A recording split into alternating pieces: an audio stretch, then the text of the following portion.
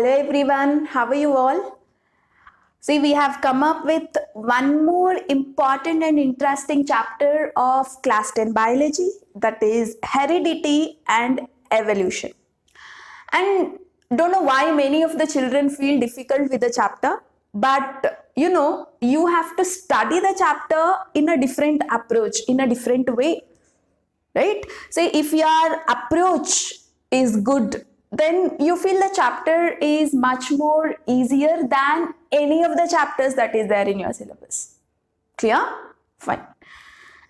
See, we study the chapter in two headings, guys. First, let us finish off everything related to the word called heredity. There are so many concepts which are placed under the heading called heredity. After that, we will go for discussing about the word evolution. Clear? So quickly, let us start with the concept of heredity. In other words, heredity can also be called as inheritance. It is also be called as inheritance, guys. See, about this word inheritance, we have already discussed in our previous chapter, that is reproduction. In my very first video of reproduction, I told many things about this word inheritance. If you can recall the meaning of inheritance, that itself is nothing but heredity. So what do you mean by heredity? It is very simple, guys. It is the process of passing characters from parents to children. It is called heredity. That is what we discussed in our previous chapter. Yes or no? Some of the characters exactly gets passed to the children, right? And such a process is nothing but heredity. Let us try to write the definition for heredity. Observe carefully. Process of passing traits. See, here we are actually come up with the new words. See, the new word again, trait. So what do you mean by a trait? It is nothing but characters or characteristics. Clear? Trait is nothing but characteristics or characters from parents to offsprings in the sense children. In other words, this is also called as progeny. Clear? So the babies, the children who come out of the parents are called progeny or offsprings. Yeah, you must very well understand the meanings of the new words that you will come across in the chapter. Once you know the meaning of these words, you can easily understand the concept here. Clear?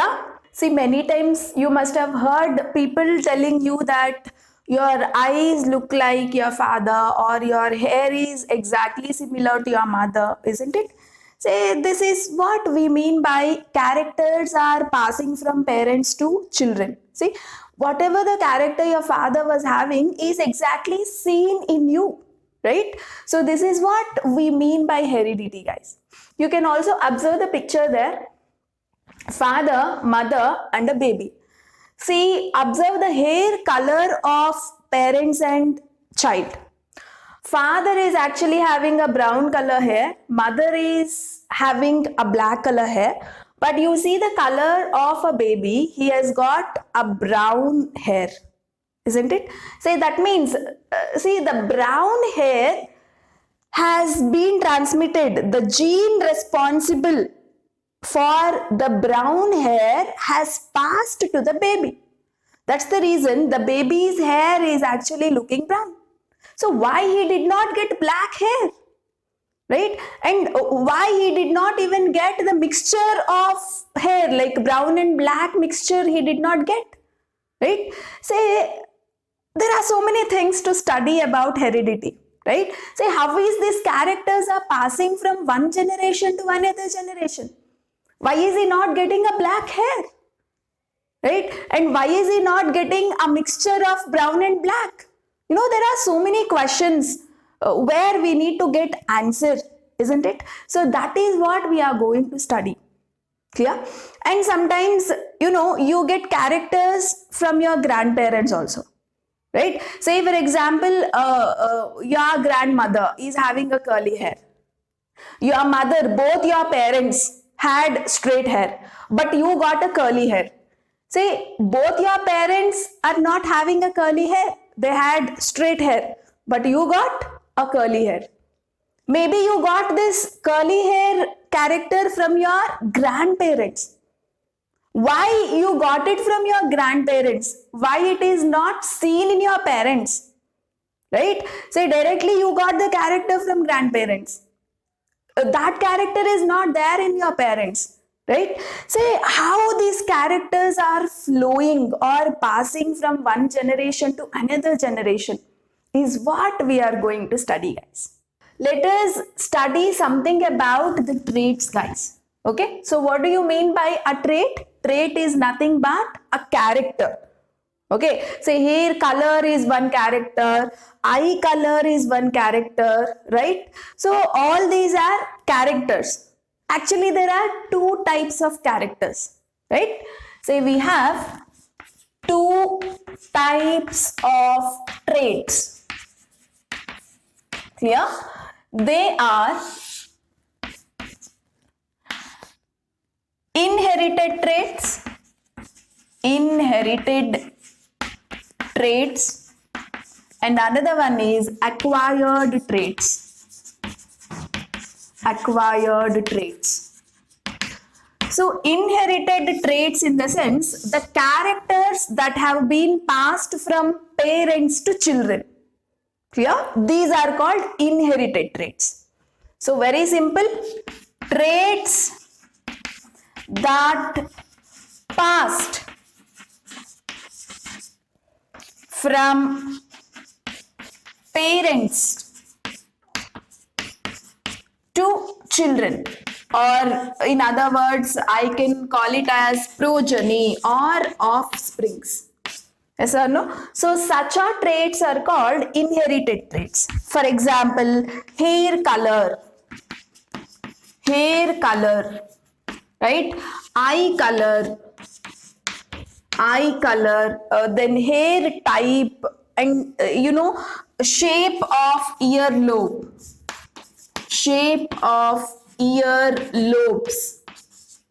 You see, you can observe a picture there.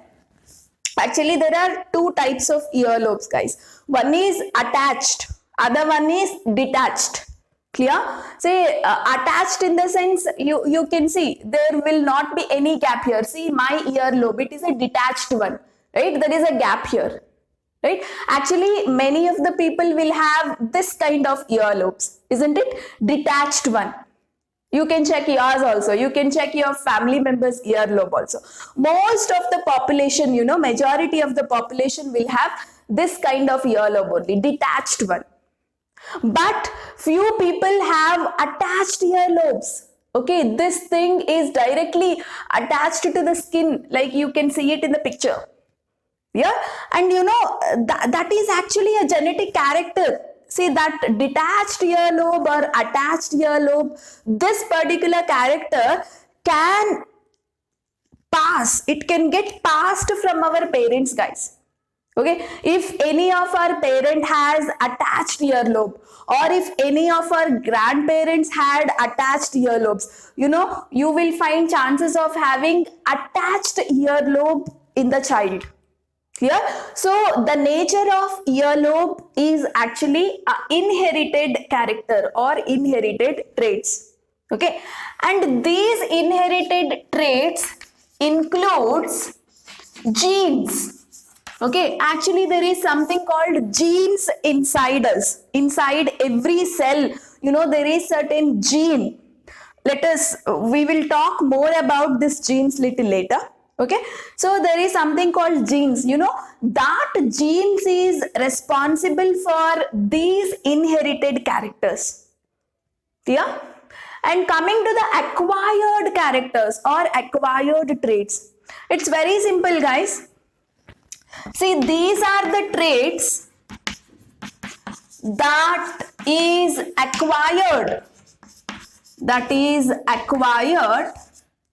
in a lifetime, by an individual, okay. Say for example, learning guitar, building a muscle. Say how you can build a muscle, guys. Where you have to go to the gym.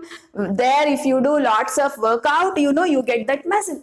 It is not that you got this muscle just because your father had, right? Say it is you are acquiring it. It is not genetic. You are not getting that muscle from your parent, right? You went to the gym, you worked out, so you got a muscle. So that building muscle is an acquired trait. So this is the character that we are acquiring during our lifetime, isn't it? Similarly, like learning guitar.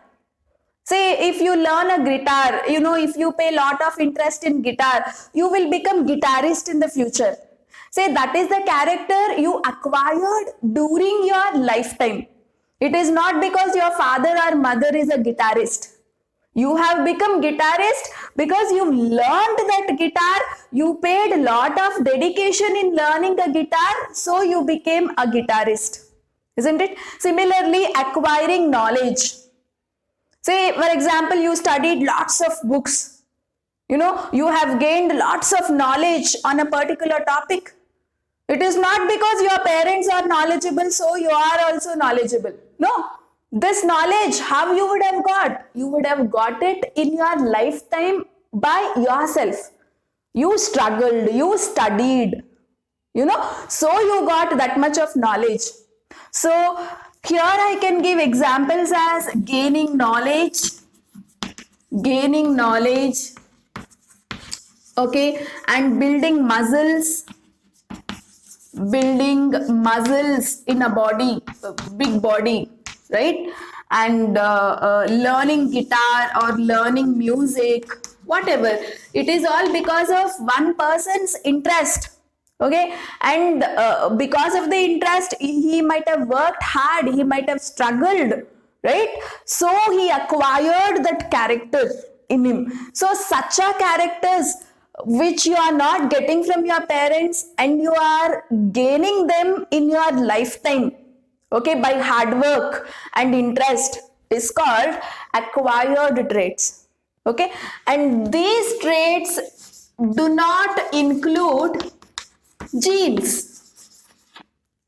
Yes or no? There is no connection between the genes and acquired traits, okay. Genes are not giving these characters. Okay, genes are actually giving inherited characters, guys. Okay, the eye color, hair color, this is actually from our birth. It will come to us from our parents, right? Say for example, my hair color is black. In case if I don't want this black color, I want brown, in the sense I can't do anything because I got it from my parents. Artificially you can do, but this is the character of my hair. I got it purely from my parents. Okay, so for this character, gene has played a lot of role. The genes which is there inside me is actually responsible for getting this hair color from my parents. Okay, so such a characters or traits are called inherited traits. Clear? So now you got to know two types of traits and their meaning and examples, right? And fine, we got to know what do you mean by heredity. We got to know what do you mean by trait, two types of traits, and everything is fine. And my question is, on what logic or on what basis the characters are passing from parents to children? Clear? Understood the question, guys? The question is, on what basis or logic the characters are passing from parents to offsprings, right? Okay, characters are passing from parents to children, fine, it's all fine. Actually, how that is happening inside a body? Say, what is the main basic logic for passing of these characters from one generation to another generation? And the answer for this question was given by a great scientist called Mendel.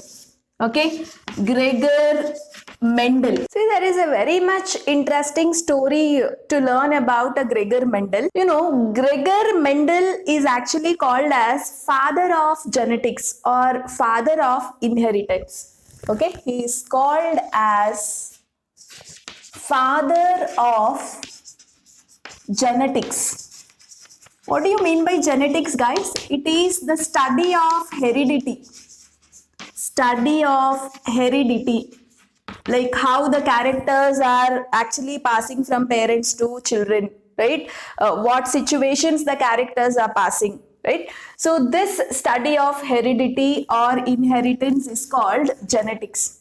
Okay, so he is called as father of genetics or father of inheritance. Anything is fine, father of inheritance or heredity, whatever. And he is actually a mathematician as well as biologist. What a weird combination, isn't it? He has learned both mathematics and biology. Usually, the people who study biology will have no touch with mathematics, and the people who go in mathematical field will not be having touch with biology. Okay, so both biology and mathematics are two different corners. Okay, but this particular scientist, you know, he studied both biology and mathematics together. He had lots of knowledge in both the subjects and he wanted to become a teacher actually. But, you know, he could not pass the teacher entrance examination. To become a teacher, you will have to clear certain entrance examination where you get a certificate. Then only you can be called as a certified teacher. If you have that certificate, then only you can work as a teacher in a particular institution. Okay, to get that certificate, you need to write one entrance exam. So such an entrance exam, he could not clear. He failed.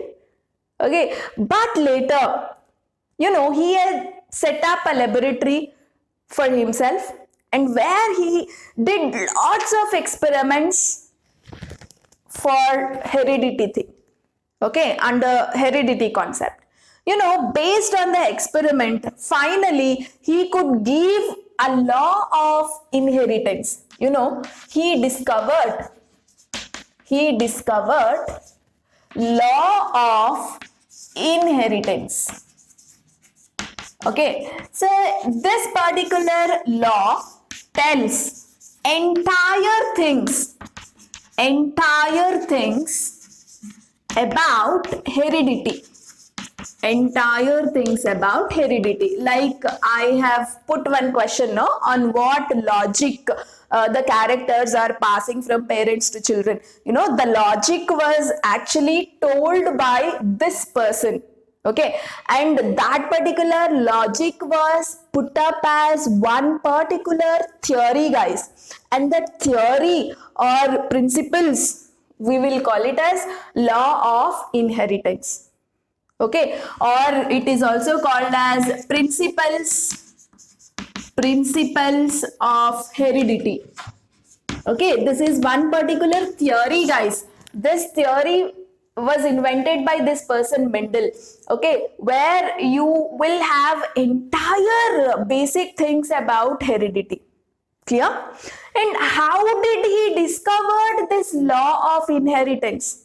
See, my next question is, how did he discovered this law of inheritance, by doing lots of experiment. He selected garden pea plant for doing his experiments, guys. See, if you want to put up a big theory, you need to do many experiments, no? For doing experiments, you have to take one living thing, because heredity is the one which is observed in the living things. The characters will pass from parents to children. This is observed in the living things. So you have to study one living thing for too many generations. Only then you can give some conclusion about this heredity, how the characters are passing from one generation to another generation, isn't it? So he discovered this law of inheritance, by doing lots of experiments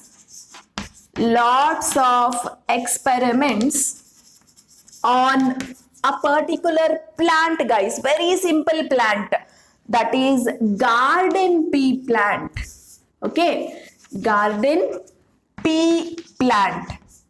You can observe the picture of garden pea plant there, right? We find that particular plant in our home also, right? That batani plant is called garden pea plant. Peas, we eat peas, isn't it? See, he took a pea plant and did lots of experiment, okay, studied about its characters, and finally he gave certain conclusions based on the experiments. Okay, so actually we are going to study about the Mendel's experiment, how he did the experiments on garden pea plant is what we are going to study actually in my next class. Okay, and in this class, let us try to understand why he took only the garden pea plant. Why didn't he take other plant or other organism? It's because garden pea plant is having a short lifespan, guys. Okay, lifespan is very short, so that many generations are possible. So many generations he can observe, and then when you see many generations, only then you can able to find which character is flowing, how it is flowing, and everything. Yes or no? You should able to see the many generation. When you can able to see the many generation, when something is having a very short lifespan, right? That's the reason he selected garden pea plant. Another reason is it is actually having a 7 contrasting characters. Okay, let me list out the 7 contrasting characters. Right? Before that, let us try to write these points one by one, like why did he selected garden pea plant for his experiment. And remember, guys, garden pea plant scientific name is Pisum sativum. Pisum sativum. See, every plant or every organism actually has the scientific names, isn't it? So similarly, this is what the scientific name of garden pea plant. Fine. Coming to the first point, lifespan. Lifespan is short. Okay. Since lifespan is very short, many generations can be studied. Many generations can be observed and studied. Okay, and another thing is it is very easy to grow. Okay, if you want to grow the pea plants, it's very easy. Conveniently you can grow it in the backyard gardens of our home itself, right? Say that is one of the reason. And the third important thing is it shows 7 contrasting characters. Okay, it can show 7 different characters, guys. So let us try to study about what are those 7 different characters a plant can show. Okay, let us just put a table of 7 contrasting characters here. Here, first and foremost, one of the important contrasting character of a garden pea plant is flower color. Flower color, guys. Okay, and the flower color can be violet or violet can also be called as purple, okay, and white. There are 2 colors possible for a flowers of garden pea plant. One is violet or purple, or other one is white. Okay, so that's why it is called as contrasting character. This is one of the contrasting character. What is the character? Flower color. Okay, say there are 2 types in the flower color. It can be violet or purple, or it can be white.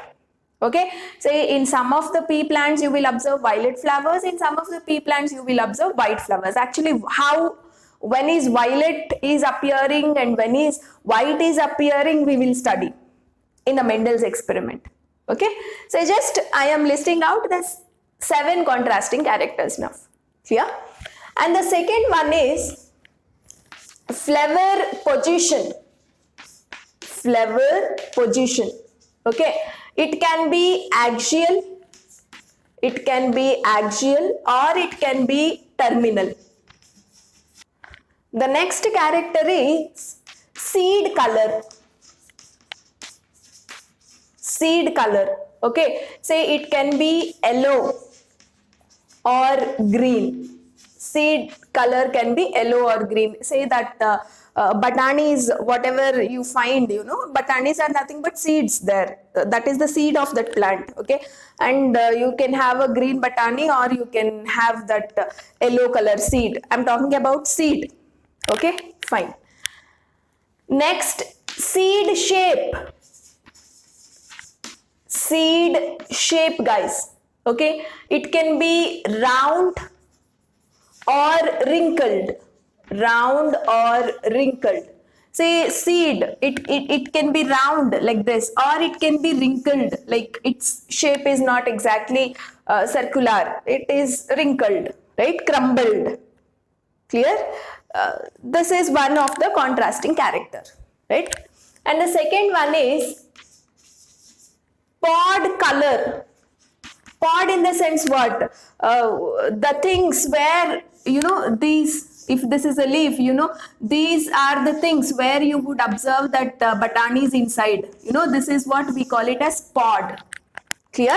Say you find one long thing for the plant where inside that if you open, batanis would be there, the peas would be there, right? So that is what we call pod. So pod color can be green or yellow. You can have a green pods sometimes, or in some of the plants the pod color can be yellow also. And the next contrasting character is pod shape. Pod shape. It can be inflated or constricted. Constricted. Okay. What do you mean by inflated, guys? Like inflated is like this, if the pod is like this. Constricted in the sense you would observe, right, where some of the pea plants would have pods like this, constricted. Clear? So this is inflated pod and this is constricted pod, right? Some pods would be like this, right? Inside that the peas would be there. If you open that, you can see the peas, constricted. And if it is plain, something like this, it is called inflated, right? And the next one, how many are over? 1, 2, 3, 4, 5, 6. The last one is height of a plant. Height of plant. Okay, plant can be tall or dwarf. Dwarf in the sense short. Okay, some of the plants are tall and some of the plants are short. Like this, these are the 7 contrasting characters observed in a garden pea plant. Since we had these many characters, it is very easy for doing an experiment and very easy to give a particular theory about how characters are passing from parents to offspring. Okay, so that's the reason he selected this garden pea plant for his experiment. Clear? And these characters, like if the flower color is violet, or if the flower position is axial, this side, these characters are actually called as dominant traits. They are dominant traits. And these traits are recessive traits. Recessive traits. What do you mean by dominant trait? Dominant trait is that trait which is very strong. Okay, say for example, if the parent is having a violet color flowers, okay, then in the kids, say if one of the parent is having a violet color flower, another parent is having a white color flower, then in the kids you will see violet color flowers only. Okay, because this particular character, that is flower color violet, is a very strong character. Okay, it has an ability to express in the future generation. This particular character has that ability to be shown in the kids in the next generation very easily compared to the other trait, that is white color flower, right? Very strong type of characters, all this. That's the reason we call those are the dominant traits. Okay, so dominant traits is nothing but stronger characters. Stronger characters. Stronger characters in the sense has ability to get expressed.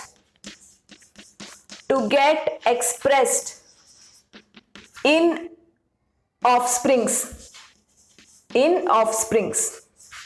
Okay, and coming to the recessive traits, all these are very much recessive, guys. Okay, so they are actually weaker traits.